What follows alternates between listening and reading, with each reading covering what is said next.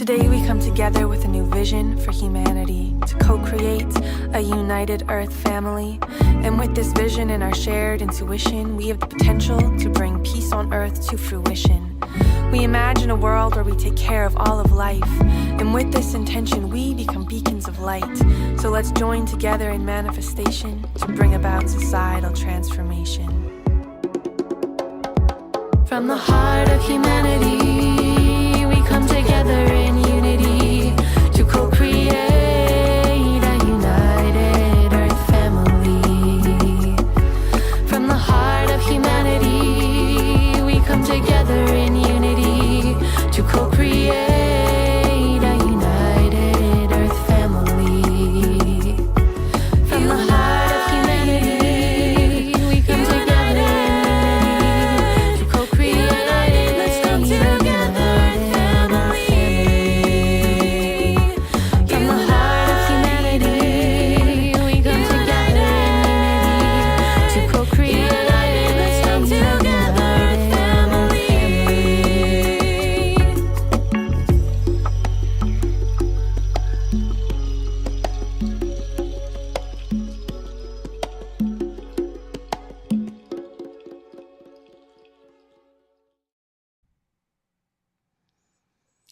And welcome to another episode of One by One. My name is Michael Kraus. This podcast is dedicated to highlighting extraordinary people, organizations, and movements working to create a more just, compassionate, and peaceful world.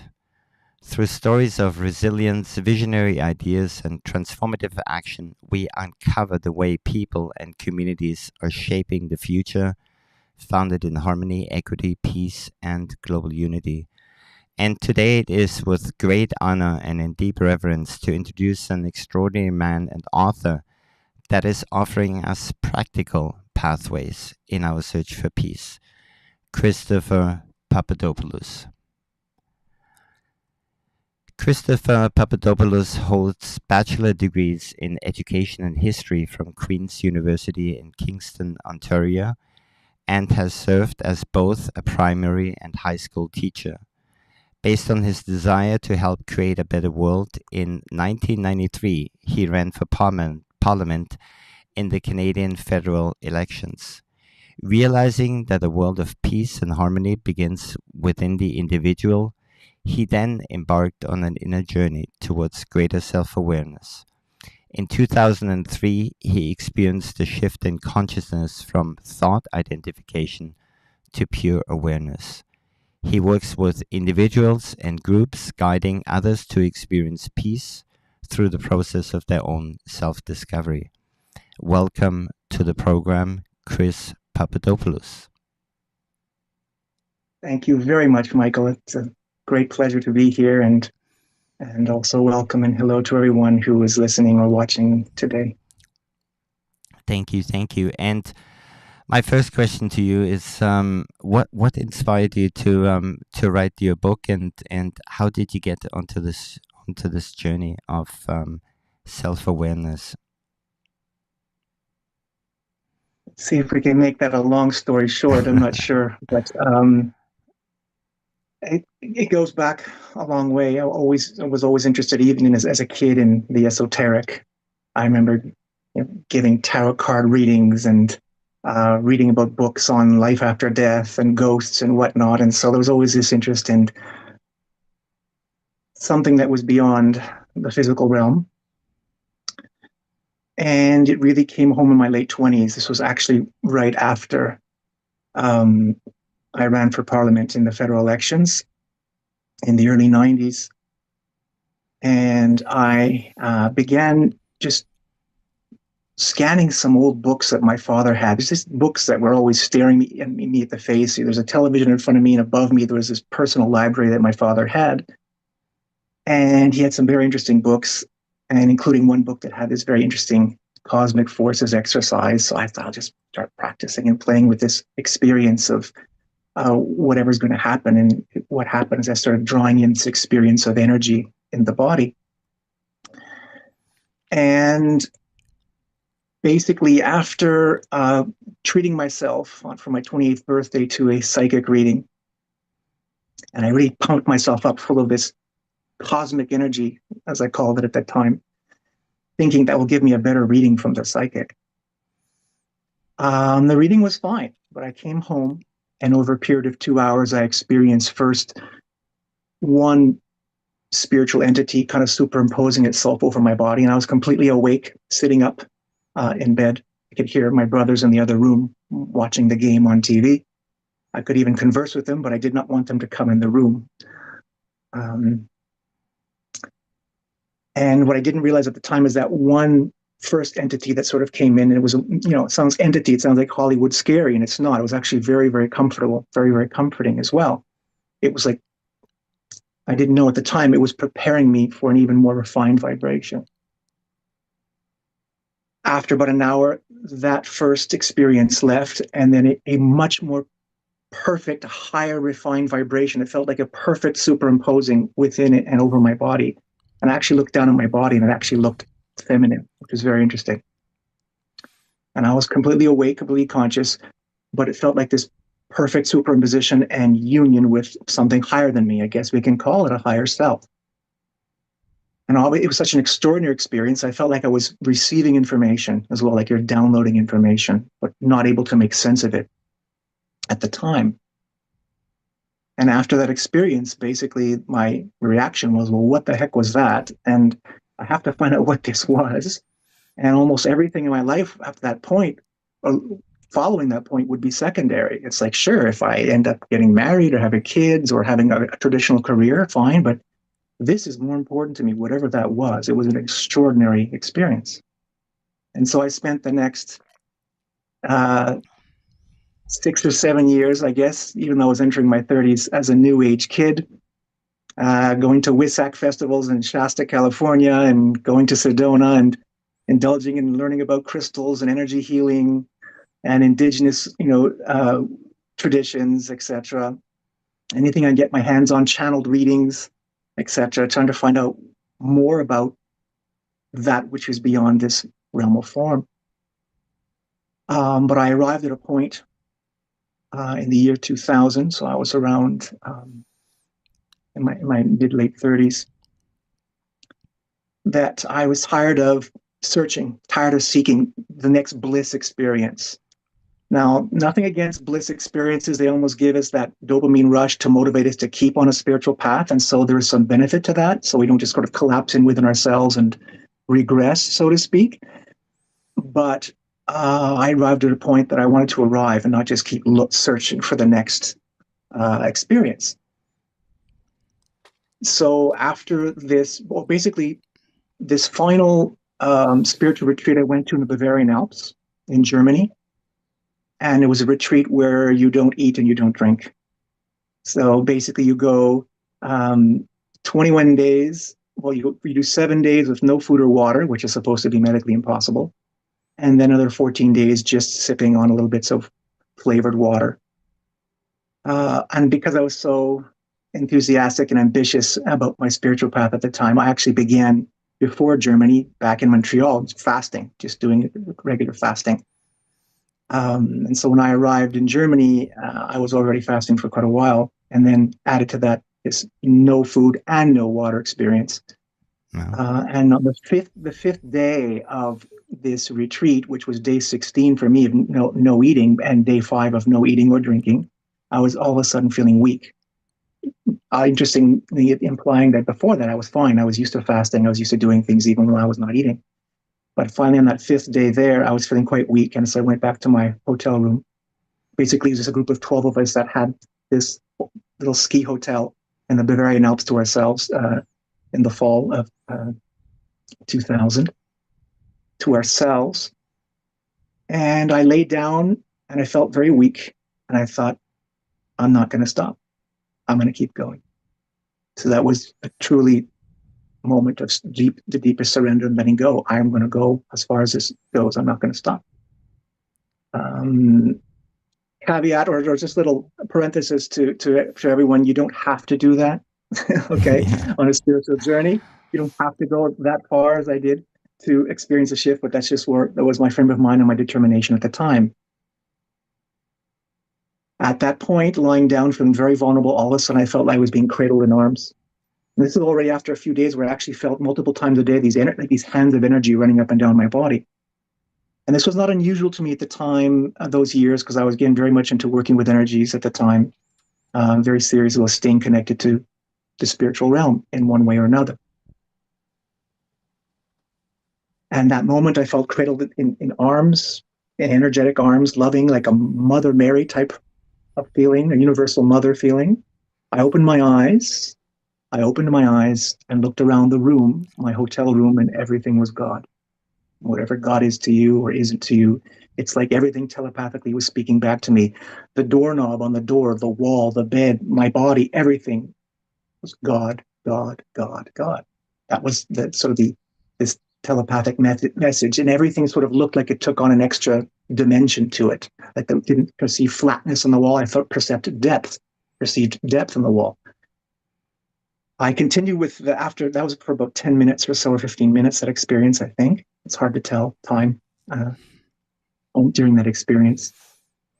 But after that experience, I continued the retreat all the way, and it was wonderful. And I continued fasting all the way to about 33 days. And after that retreat, there was that feeling of, oh, again, this is really important, what happened to me. And I want to arrive now. I don't want to keep seeking. I don't want to keep going to the next spiritual retreat, searching. I returned home in the fall, winter of 2000.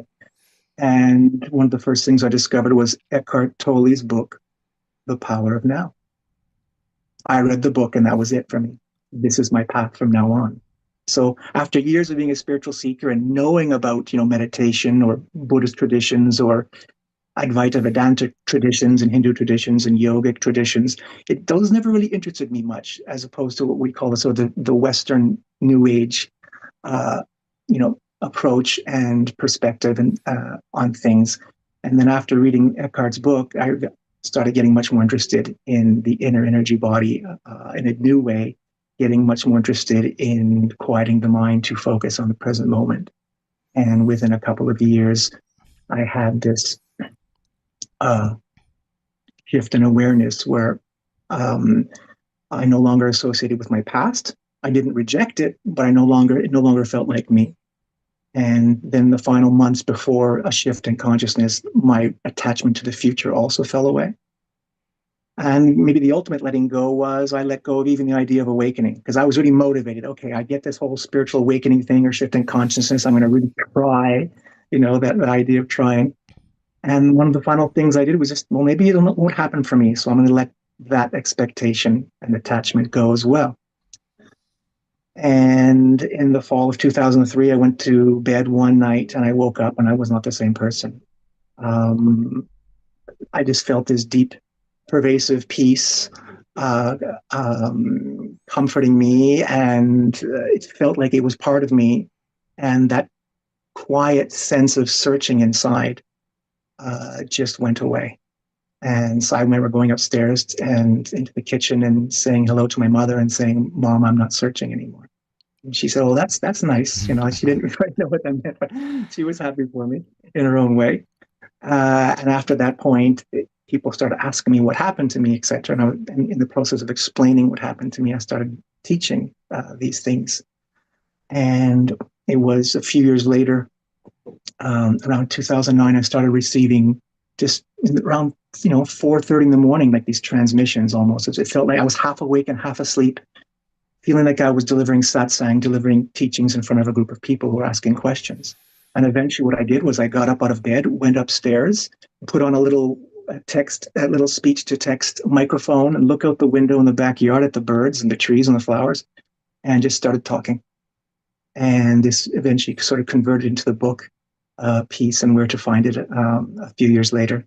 And the book is on, again, not just having wonderful techniques, body and breath awareness techniques to help cultivate the present moment awareness, but also explaining the fact that we cannot never have peace.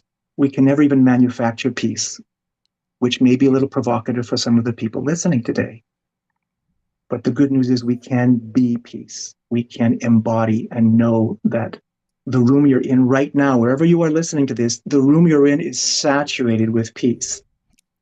And your body is also saturated with the peace that you want, including the potential for world peace.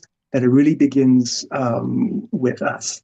So maybe we'll leave it there if you have any questions on that very long explanation. And my apologies if it was too long for anyone. No need for apologies. I thank you for sharing that with us. There's a couple of things that I just want to mention, and Eckhart Tolle was also really responsible on my path.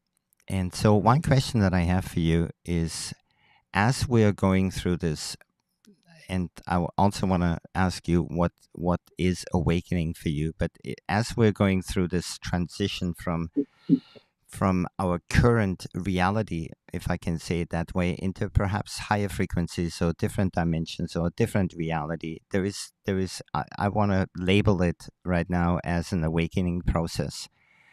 Once you go through that, and once you've arrived on the other side, and it can be in different stages, what was the reaction of the people around you to all of a sudden recognize Chris, or perhaps not recognizing Chris, as this new evolved being, soul, whatever name you want to put towards it?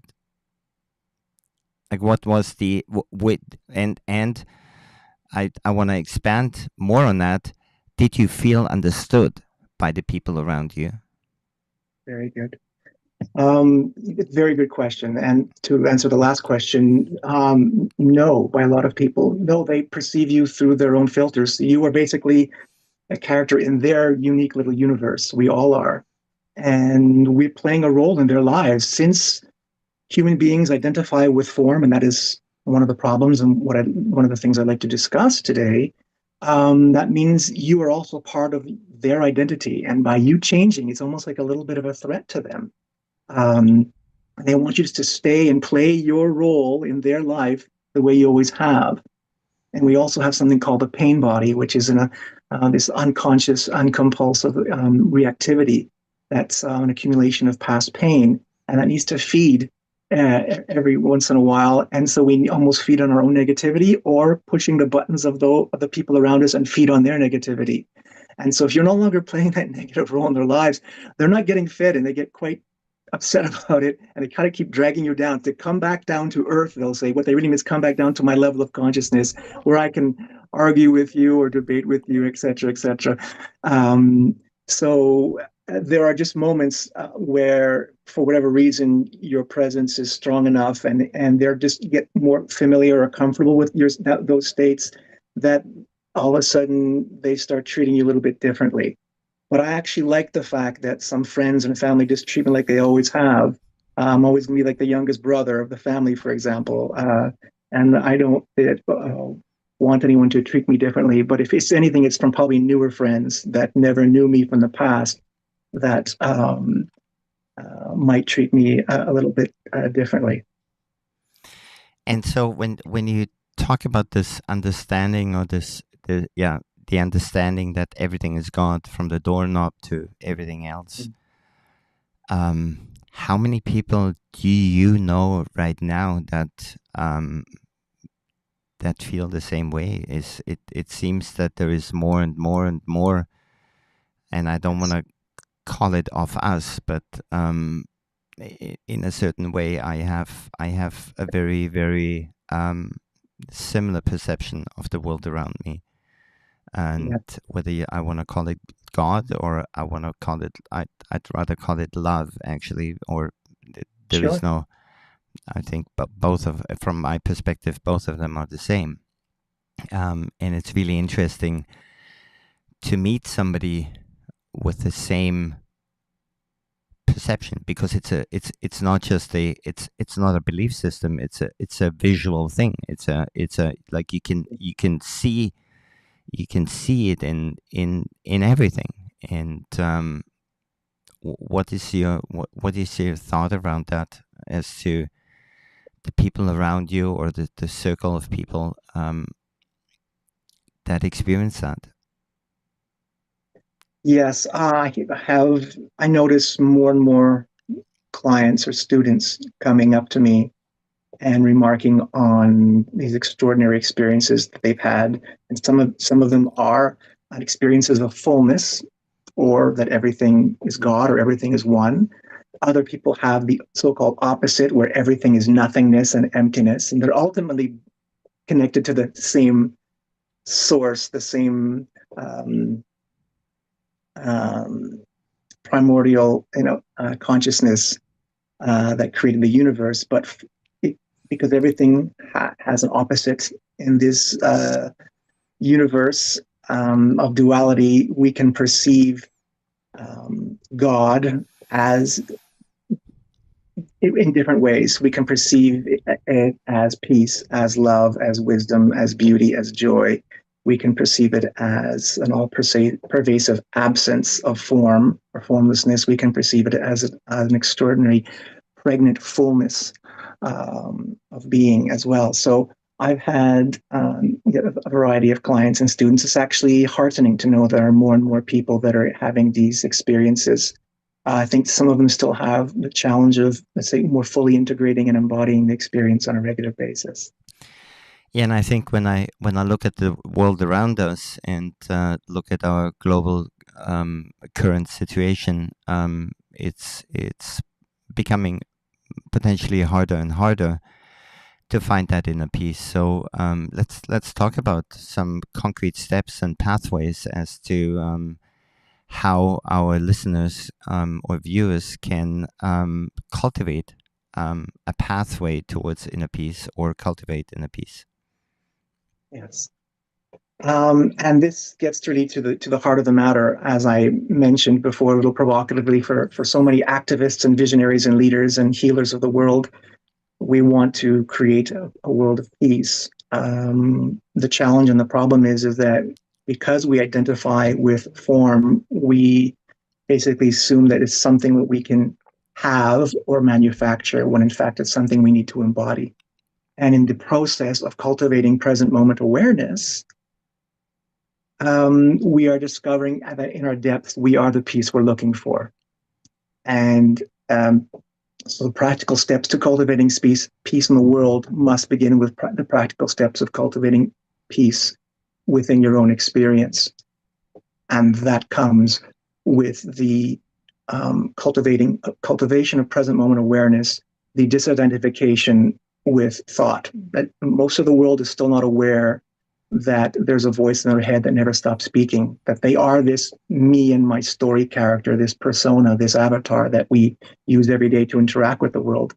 And we have this incessant, nonstop self-image and voice in the head, and it's become compulsive. So we need to learn to quiet that. And then through the contrast of that newfound quiet, we can begin to discern something even more subtle, this becoming aware of an awareness behind the thinker. This is absolutely essential if we want to experience something that's already here. So we don't have to go through hard work to educate or to legislate or to manufacture peace. What we're doing when we are trying to take action to cultivate peace in the world, and this is, I applaud it, it's very good, but generally we are, all we're going to do is generate conditions of temporary calm, which is certainly better than the status quo. But we fool ourselves into thinking that we can manufacture peace instead of understanding it has to come from this shift in consciousness within. We have to begin to identify and discover the peace that's already within us. And then that was the first and key step to beginning to then cultivating peace-like behaviors and transmitting, so to speak, this peace everywhere in the world. Thank you. And one question that I would have for you is, by trying to quiet the mind, you're actually, almost from my experience, was activating the mind to quiet the mind, which is then activating the mind again, and it's a vicious cycle, so to speak. Yeah. How does grace come into that? Because from what I've experienced, the only way that I could describe it was that they are by the grace of God, And is that and how do you what makes you experience that grace that allows you then to potentially have a different experience on this on in our avatar as a soul? And really curious what your thought around that is. It's a good question. That is why I think it is so important to develop that quiet mind as much as we can. Also, develop a relationship with the energy field of the body, which may sound obvious or unusual to whoever's listening. A variety of things we can do to anchor our attention in the present moment so that we can be available to experience the so-called moment of grace. And obviously, there'll be some intentionality behind it, the intention to experience that grace, that surrender, can be valuable as well. But for me, since it's already here, then we have to ask ourselves, what is blocking our awareness? To me, incessant reacting and incessant thinking is like a lot of noise that's blocking our awareness of something that's already here. And that final moment of grace can then take place sort of, from our perspective, in its own time. I liken it to, we can't really awaken ourselves. We can't force ourselves awake. We can't just do it. It's really more of an undoing. All of these practices to cultivate peace, to cultivate present moment awareness, to shift consciousness, because of the way we use words and the normal behaviors of people, we assume it's a doing, but really it's an undoing of what we're already doing. We're in the process of being an autopilot, being unconscious, not being aware what's going on, compulsively and incessantly thinking and reacting. It's a lot of noise, and we need to calm the waters.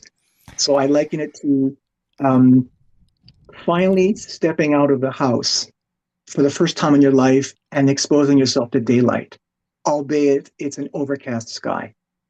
And you're not aware, you're not feeling directly, you're not perceiving directly the source of the daylight that is all around you because it's an overcast sky. That's all you can do is leave the house and expose yourself to the daylight. And just that change alone is dramatic. From living in a dark box your entire life to going outdoors, even though it's still fairly dark because of it's an overcast sky. And that last step, you can't do that. You can't control when the clouds will break and reveal the sun, and then feel the grace of the sun directly hitting your body and knowing, oh, that's what it is. That's the source, and feeling it and embodying it. If you're staying in the dark box of your house, so to speak, you'll never be available to experience the grace, as it were, from which comes from going outside. So taking the steps to cultivate present moment awareness prepares you for that final step, which is out of your hands. So what I hear you say is that the undoing requires doing first, and so what we call doing, yeah. Because we're like this, we're clenched, and I'm basically, the teachings are unclench. And you go, oh, that's a doing, yes, but we have no choice. We're either doing or not doing, and this condition is blocking our awareness. So unclench. Everything is about surrender, unclench, quieting. Yeah. And can you give us some examples of what you are teaching in terms of what are the practices, the doing, to then experience the undoing or be the undoing? Yeah. I like to emphasize body and breath awareness. And so I like to point out the things that we already are doing automatically, and things we need to do. We need to have these filters in place and this autopilot in place in order to function. If we had to relearn everything that we do every day, it would be quite inefficient. So we need to automatically know how to wash dishes or brush our teeth or cross the street or put our shoes on.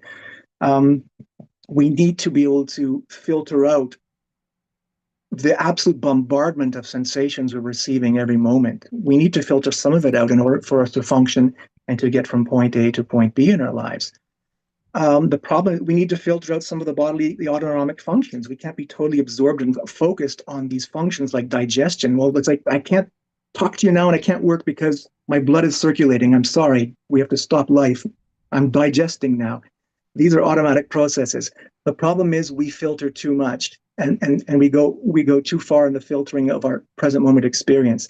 So I like to emphasize and have people notice how much they filter of the present moment.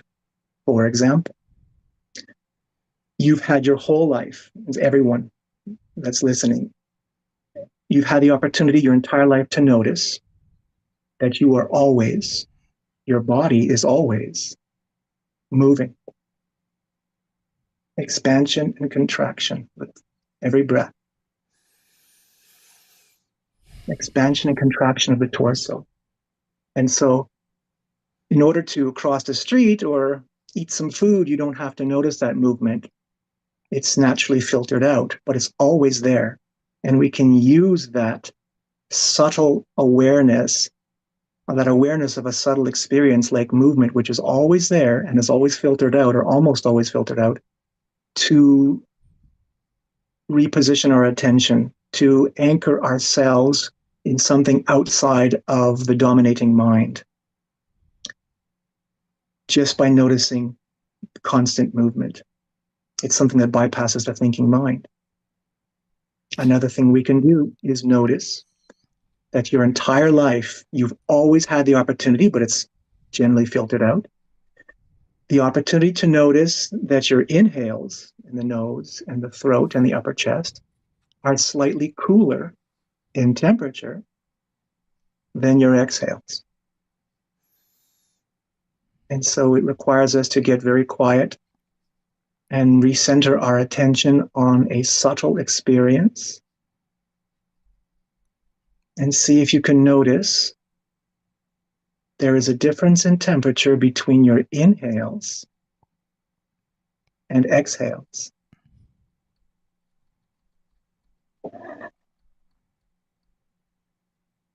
Anchoring your attention on that difference in temperature is a conscious breath. Because as you know, some people, because we are compulsive thinkers, we know, oh yes, Chris, I know I have to breathe. And it's like, yeah, I have to breathe.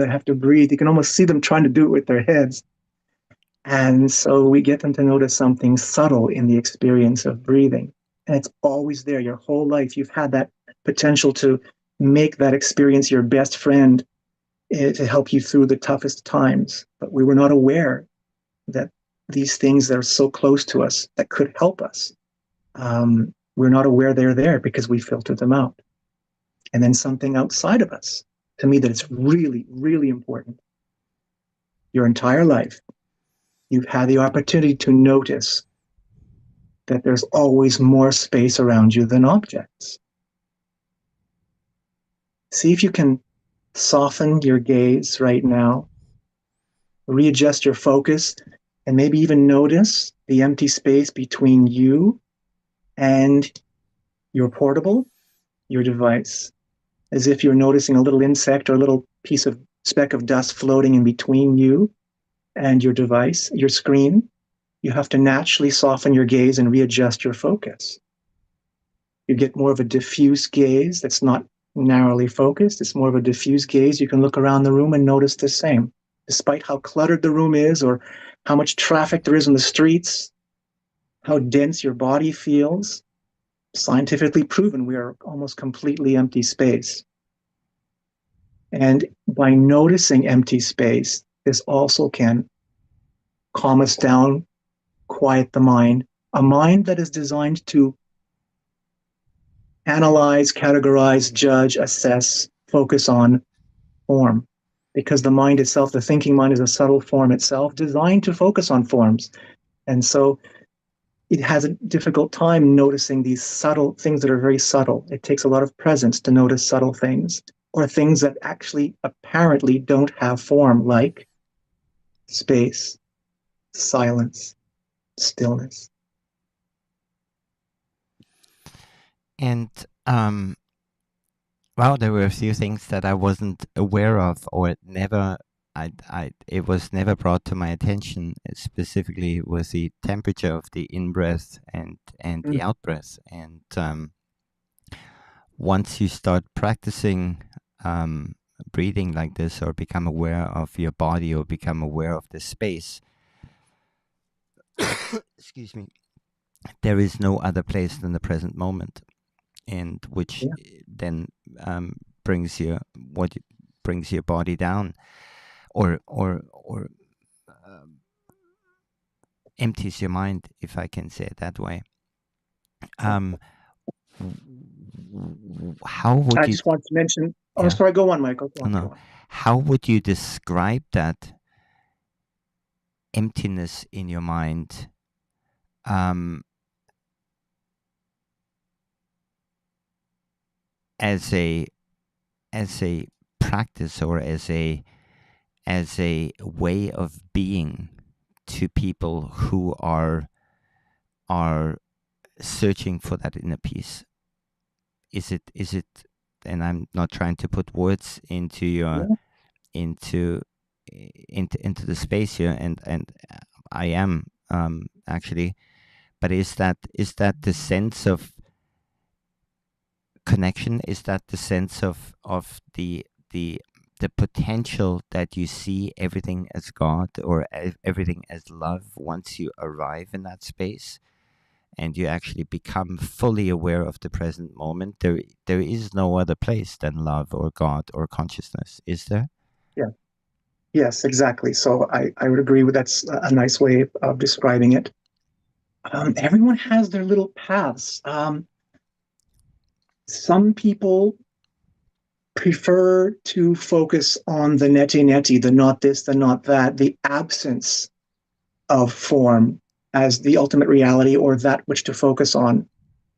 Other people like to focus on the fullness of the fullness and the oneness, the wholeness, the unitive nature of reality. Ultimately, they take us to the same place. In general, although it's not a fixed rule, the deeper we go into the experience of peace, the deeper we're going into experience of stillness, of an absence of form. At least that's what we're perceiving. And the deeper we go into maybe the love aspect, although it's really heading towards the same place, the love aspect kind of encourages us to perceive the fullness, the wholeness, the unitive nature of existence, that we are everything, we are one. There's only one being here having a conversation with itself, so to speak. And all paths lead to the same fundamental experience. Basically, like this act of grace, you're going to take the steps to start quieting the mind. And in contrast, it is just so much more quiet than the busyness of form. It will present itself as an absence. Although technically, since there's an observer, there's still some kind of a technical activity going on. We're not concerned with that. We're concerned with the perceived absence, the perceived spaciousness. Um, as you know, our focus, and then there'll be little moments of grace, so to speak, along the way, where you will experience, with a shift in consciousness, sometimes the source, the mystery, the one life, the grand nothingness and mystery of existence will express itself as uncaused love. And you just feel it. Like I felt for some, a couple of years ago, just felt like my heart was just a ray of this energy of love just coming. It's like love. It's like has nothing to do with how I feel about myself or I feel about the world. It is uncaused. Sometimes it will present itself as uncaused peace. Sometimes it will present itself as uncaused joy, as happened to me some years ago, where all of a sudden I just felt like walking around the house. And when my father was still alive, he was saying, "Chris, what are you doing?" I said, "I'm just walking around." Why are you just walking around the house? Because there's joy in the soles of my feet. Capital J, uncaused joy. And just the act of Wow. walking just made it feel even better. So um, it's the same thing with have these moments of experiencing a great absence or a great nothingness. We can take what we're taking the steps to take ourselves to the doorstep of this, and then these moments of source expressing itself like a diamond, and like a diamond whose light shines through it, and then sometimes the diamond, as it turns, looks a certain way, and then you turn it again, and because of all the multiple facets, it presents itself in a different way. God, source, whatever, depending on us depending on our readiness, depending on whatever's happening, depending on having to do with us here in the world of form, will present itself sometimes as peace, as love, as joy, as wisdom, as beauty. These are all for me primordial expressions of the one life, of the source of all. So when you talk about peace, love, and joy and wisdom, how can we bring that? And I would imagine that you've tried that in 1993 when you ran for elections here in Canada. How can we bring that understanding and that practicality into our global leadership or political leadership, specifically considering the mayhem that's going on right now on the planet? What is needed? How can we? It can't be that. That's why I'm here. I guess Awesome. that's why I'm here and speaking now. And this is really, really,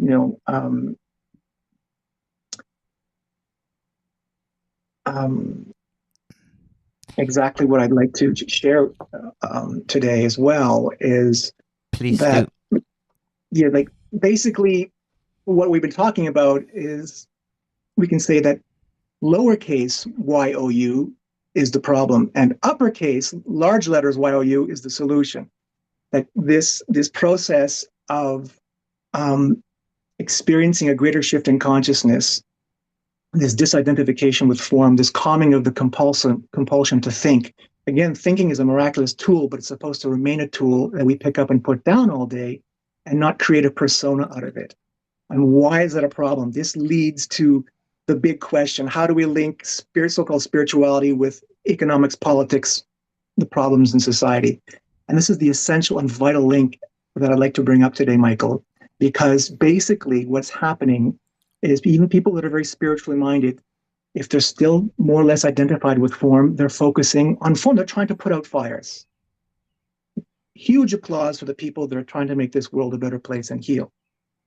But it is natural that they're trying to figure out, well, what's the real problem here? And what's the real solution here? What do we do? And what that leads to in general, despite people bouncing off ideas, off each other, they end up in the kind of the realm of what I call isms and archies. They basically notice there's some great injustice in one particular aspect of the world and think, well, that's the real problem. We have to solve that problem. And another person argues, no, this is the problem.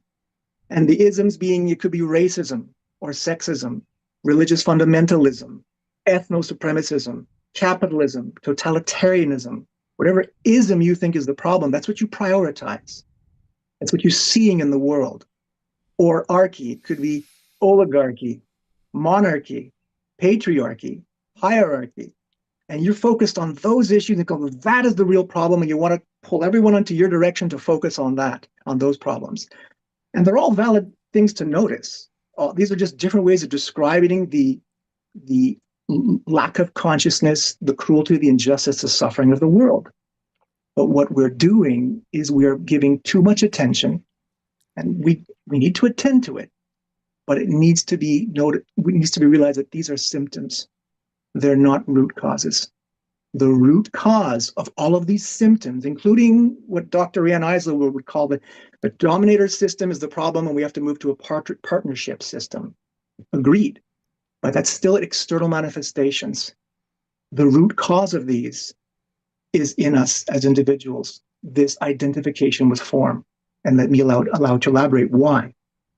When we identify with form, which basically almost the entire species does, when we are identified with thoughts, where it's a compulsion, we can't stop it. We don't want to stop it. We think we'll almost cease to exist if we stop thinking. This is who I am. When it's not a tool, but instead it's an identity, it becomes incessant, addictive, dysfunctional. One of the ways it's dysfunctional is a simple fact that one of the basic biological reasons we have thought is to scan for dangers and opportunities. That's why we are so attracted to negative news, for example. But what we're doing every time we have a positive affirmation or every time we try to think positively, our mind will erase it. Because positive means familiar, means safe, so ignore it. Let's focus on the negative. So we're constantly focusing on a negative with a mind that's constantly on. And even when we're scanning for opportunities, well, that sounds positive. I'm scanning for opportunities. The mind turns it into, this is what I don't have. I'm not enough. I don't have enough. I need more. I'm incomplete. I'm unfulfilled. So even our so-called opportunities that the mind is constantly scanning for, because that's one of the fundamental reasons that the mind was created for our species, turns it into a negative thing of lack. This sends signals to the body of, okay, red alert, let's revert back to the survival brain centers because we're unsafe, we're lacking, we're facing danger, even though the danger is you're just feeling a little anxious in bed at 3 o'clock in the morning, but you have food, you have shelter, you're not being imminently threatened. Your deep ancient biology interprets that as the same kind of threat as you'd experienced 300,000 years ago in the jungle.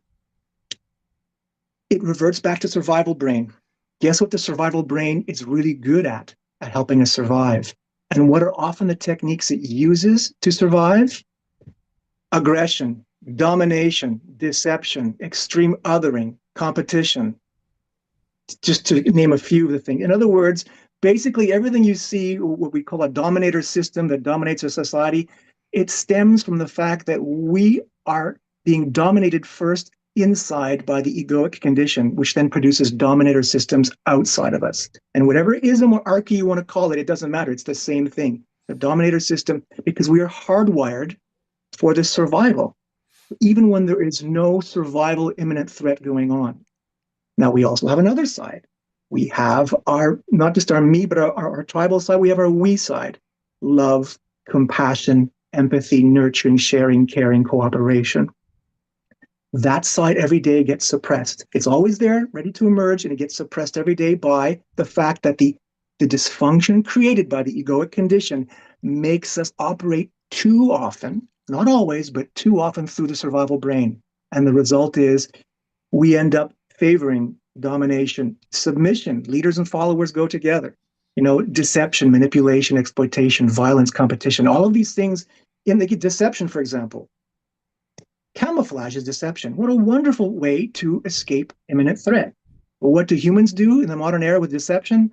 We'll just look at pretty much every, commercial advertisement or political campaign or propaganda. That's also deception. We have made deception into an entire sophisticated way of deceiving ourselves, including self-deception.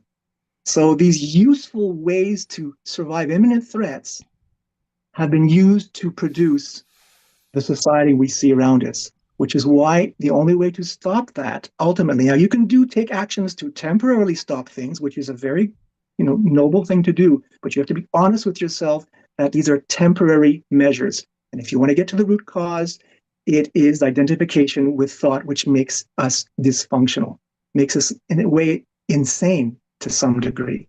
So we need to learn to quiet the mind, experience more of a deeper shift of consciousness. Then we will not revert back so often to the survival brain where we filter the reality through domination and submission and exploitation and deception and aggression and competition.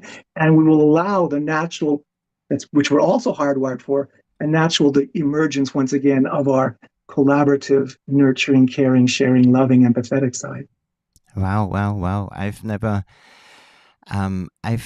heard anybody putting or explaining the culture of dominance that Riane Eisler is talking about from a inner perspective, like the root cause of it. Beautifully expressed. Thank you for that deep wisdom and knowledge, and it makes complete sense. And I'd like to add, Michael, may I add something if it's okay? Of course. Just because I don't want to forget. So I'm sorry for cutting you off. And this is the provocation to everyone that's listening. Maybe you don't agree with what I said, and that's fine. If you do agree, or you can at least entertain the possibility that maybe there's some sense to what I'm saying, what are the implications? It means that everyone out there, every thought leader, every visionary, every activist, everyone that wants to heal, right? Everyone just to heal themselves, let alone heal the world, is going to have to reprioritize their life, their focus. Now, on the outside, your life might look pretty much the same, but it requires reprioritizing cultivating present moment awareness more than a lot of our activities we do in the world. Now, that secondary doesn't mean unimportant. All the good things we do, you're a good person, you're a helpful person, you're changing the world in some ways. We continue to do these things, but we have to be aware that the people we hate or we're trying to change or we're just trying to educate or whatever, they're living a nightmare, and we're actually sharing the nightmare. And we can't wake them up and shake them up if we're still in it, trapped in it too. So we start, ironically, to create the experience of collective oneness that we all want.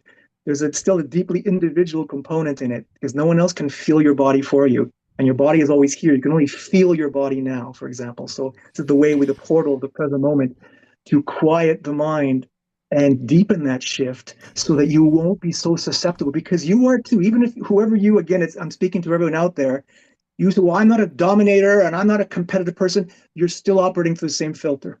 And so you'll still be maybe more likely to be a follower of an unhealthy leader, even unintentionally, and you won't even know it. Or in you, you're just a carrier. There are many people that are carriers of an illness. In this case, the illness is unconsciousness. They manifest no symptoms. They express no symptoms of the so-called illness. And so they think, hey, I'm fine. I'm the good person. I'm helping people. I'm doing good things in the world. But you're still spreading the disease of unconsciousness and reinforcing the disease of unconsciousness to everyone around you, even if you are a good person. And in you, maybe it's not manifesting as something very serious, but in your neighbor, it's living hell. And they're pulling out the guns and making more suffering for themselves and everyone else. So it behooves, it's incumbent upon us to wake up as much as we can so that we don't operate so much through the inner dominator system, so that we can help shake everyone else out of their nightmare. And I don't know how anybody would disagree with what you just said, but just in case there are those people out there, let me ask you another question. What is it? And maybe let's talk about your book for a moment. And I'm just going to bring it here into the screen. Peace and Where to Find It. When did you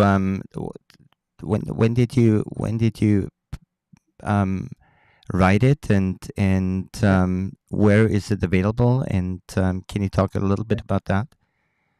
Sure. Actually, you can find it on Amazon. It's a little tricky now. There was I think that it's more of a print on demand right now. It was released by Namaste Publishing in 2016. I had the honor of Eckhart Tolle liking the book and endorsing it and writing the introduction to the book. But because it's been around for quite a while, and I just noticed, if it's through the pandemic or whatnot, there were some changes in terms of the way the publishing, the printers were dealing with certain books, that you can order it on Amazon, for example, and get it. But it's not right now. I'm noticing that it's not in the bookstores right now. The book does talk about some of the things I'm talking about in terms of that we can be peace, but not manufacture peace. The book has some really lovely body awareness exercises as well. And of course, discusses the importance of the present moment. Some of these other things I'm discussing in terms of relating the importance of prioritizing our own shift in consciousness if we're going to really have a lasting impact in the world, at dealing with root causes instead of symptoms, and talking about dominator systems, etc. That's more notes for another book that I hope will see the light of day in the coming year or so. There's a whole bunch of notes collected over a number of years. So it's kind of an exclusive I'm sharing with all of you and with some small groups that I work with. But basically, my goal is to just travel the world and reach as many people as possible with this message, especially people that are change agents that have to realize that they're going to spin their wheels and get stuck if they just keep playing whack-a-mole, trying to battle with symptoms instead of dealing with root causes. Because I really want that for them, because I know what it feels like. I've always been a very utopian person. That was what got me into politics. I didn't want to be a politician. I wanted to change the world until I discovered, no, it has to come from within. Yeah. So I empathize and feel for all those that really hurt and want to change the world. But it leads me to what's happening to a lot of people that are thought leaders and visionaries and activists and healers of all kind, that they're experiencing a lot more emotional and psychological fragmentation than ever before, burnout on top of it all. And this is another sign that we have to start connecting with presence, connecting with a deep uncaused peace and uncaused love, especially uncaused love, because this is an integrative energy that can counteract the simple act of existing in this world of form and duality is going to produce dissolution, right? We dissolve, we disappear eventually as people.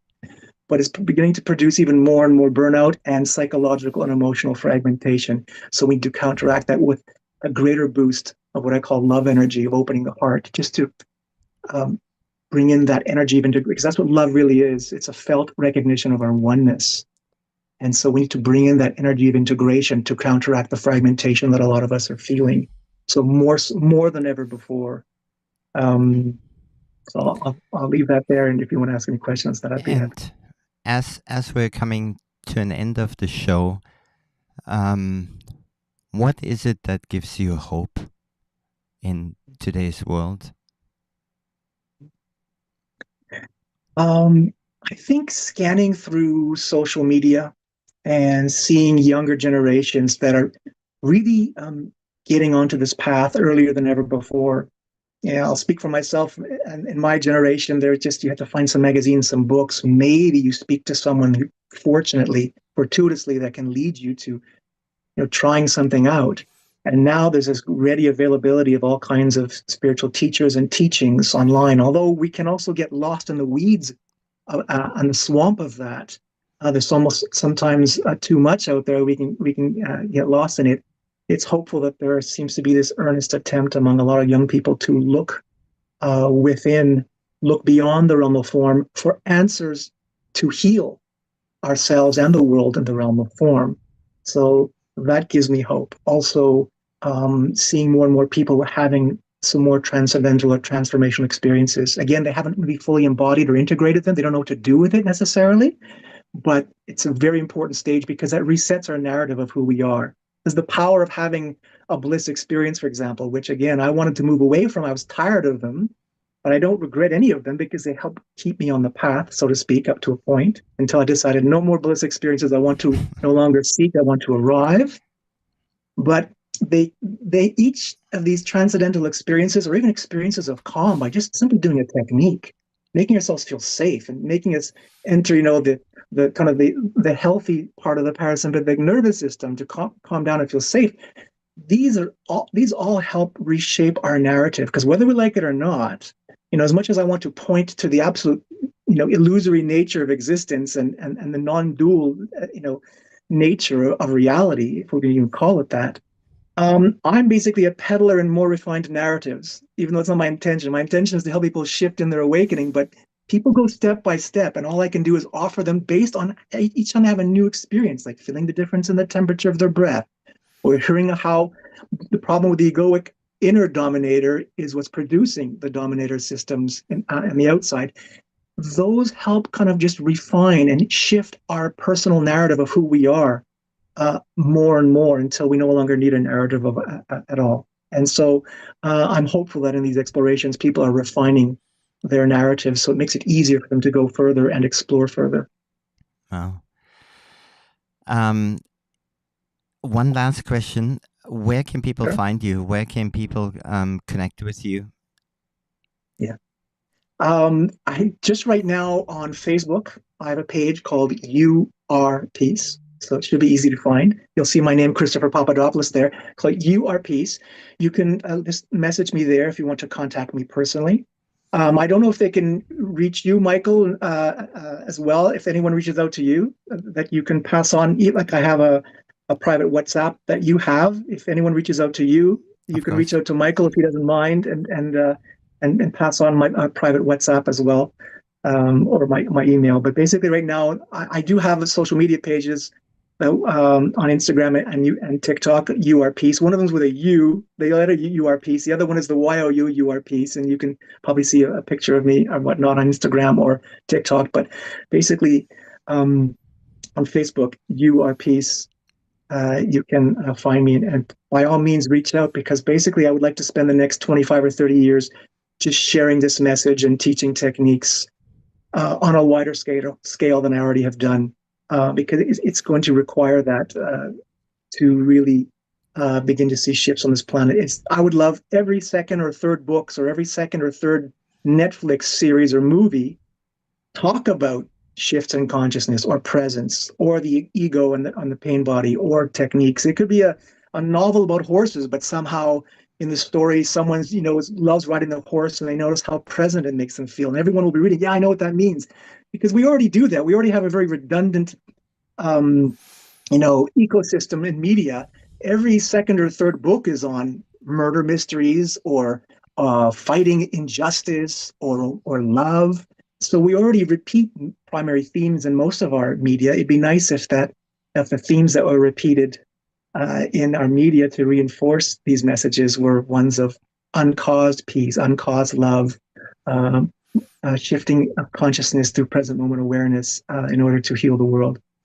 Yeah, and it's interesting to actually experience that duality, if I can say it that way, between the world that is being projected out in media and the conversations and the relationships and the connections that I'm experiencing, and the content of the conversation that I'm having within my circle of friends and communities, and it's to see that contrast. And again, is how can we bring conscious media to the forefront, and how can we bring that understanding to the forefront, and how can we engage our policymakers and decision makers and government officials into that into that level of higher consciousness, because it can't be that they've been left behind in this evolutionary process, because I see it as we're all going through the shift. And I'm just looking at our global leadership, and I'm like, what happened? Are you so busy? Are you like literally? And that's I'm just trying to find their perspective, and I'm like, are you so busy with what you're doing on a daily basis that you've forgotten what this is really all about? That you've forgotten that you potentially have the responsibility over 30 million or 40 million or 280 million souls on this in your country, and there is just no, I never hear any of our government officials talk about soul's purpose, about collaborating, about empathy, about kindness, about purpose, that on a soul level, on a